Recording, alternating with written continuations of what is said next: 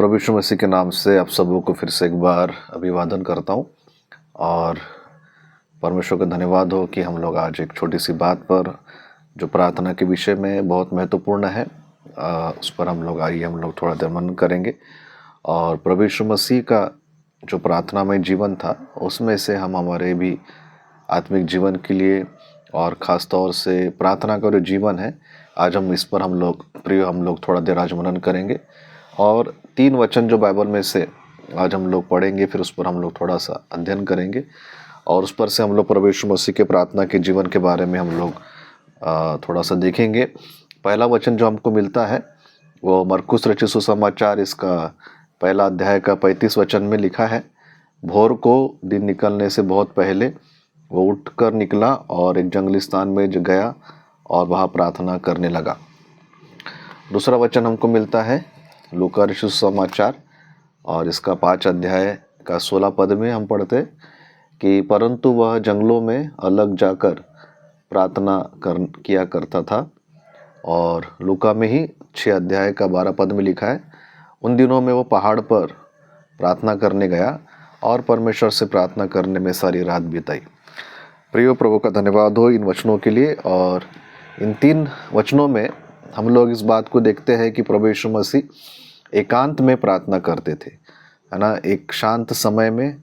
अपने आप को लोगों से अलग करके, अपने आप को भीड़ से अलग करके और शांत होकर एक अलग जगह पर जाकर, और जिस विषय पर आज हम मनन करेंगे कि वह एक अकेले स्थान पर जाकर वो प्रिय प्रार्थना करते थे। और आज हम इसी पर थोड़ा सा हमारा मन केंद्रित करेंगे कि हम प्रार्थना तो करते हैं, लेकिन कई बार हमारी प्रार्थनाएं ऐसे समय पर होती है जब हम लोग कई कामों से, लोगों से घिरे हुए होते हैं। हम लोग सुबह उठते हैं, फ्रेश अप होते हैं और फिर हमारे ड्यूटी, हमारी काम, हमारे जॉब, हमारे बिजनेस के लिए निकलते समय हम लोग थोड़ा देर वचन पढ़ते हैं,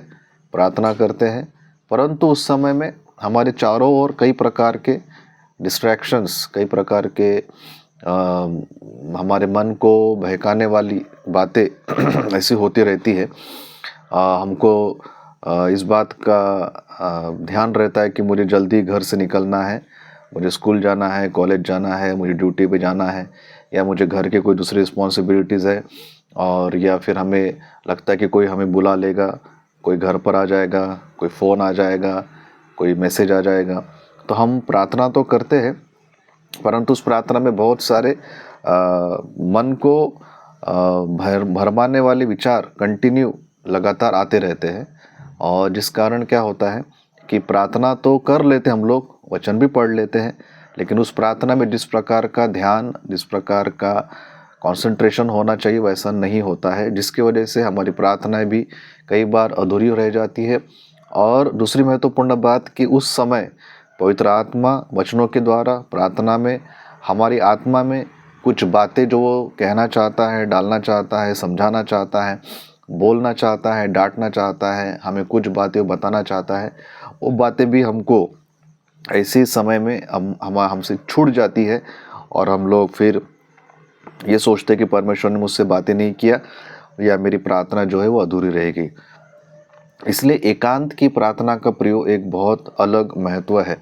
जिसको हमें समझना प्रयोग बहुत ज़रूरी है। और आज जब मैं वचन पढ़ रहा था तो मुझे इस बात पर पवित्र आत्मा ने मेरा ध्यान आकर्षित किया कि प्रभु यीशु मसीह एकांत समय में,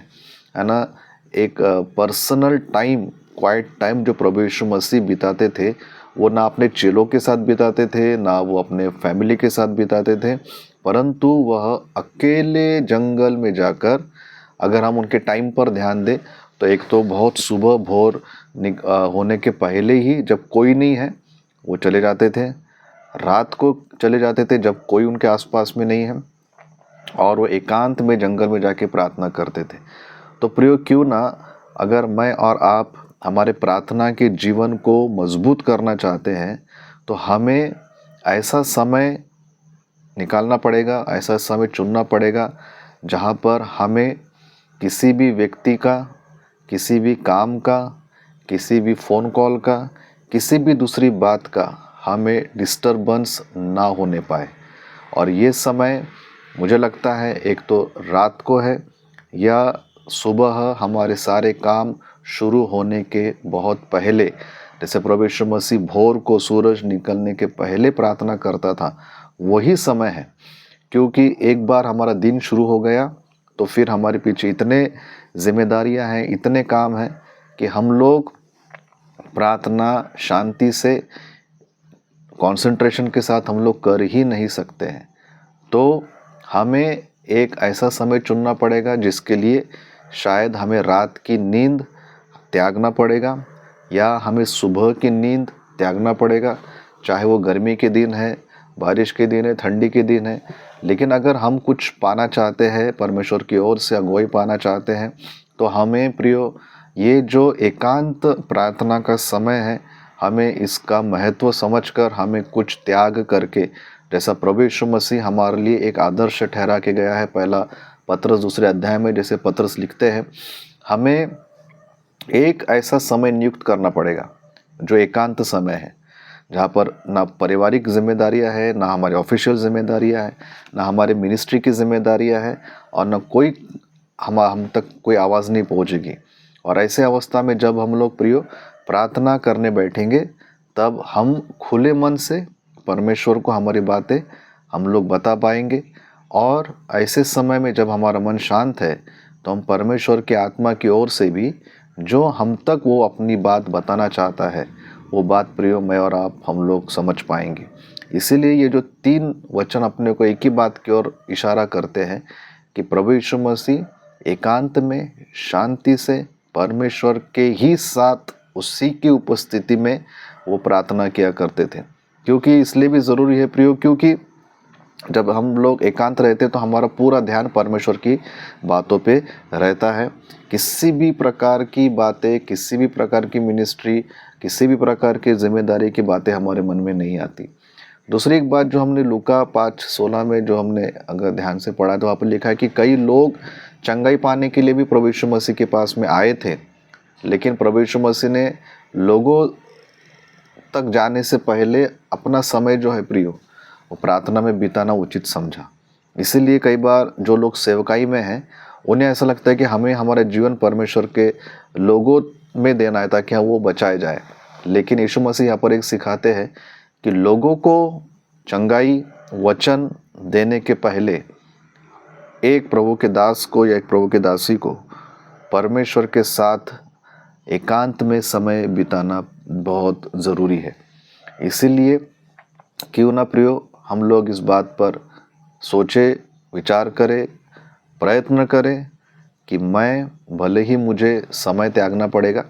भले मुझे नींद त्यागनी पड़ेगी, लेकिन मैं ऐसे समय परमेश्वर के साथ बिताऊंगा जो एकांत समय है,